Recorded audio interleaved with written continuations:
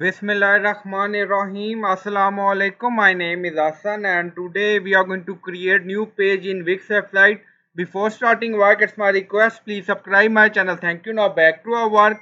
So we are in Wix editor. On left side you see pages and menu. So click on it. So we are going to add new page.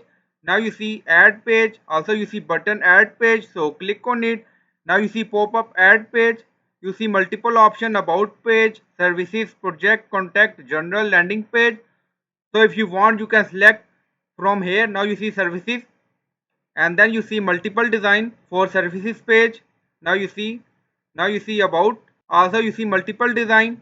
So you can click on add page, or if you want to add blank page, so click on it. Now you see new page added. So you can add new page name, gallery, and then click on done. So in this way you can add new page. So this is blank page. Now again click on pages and menu. So in this way you can add or create new page.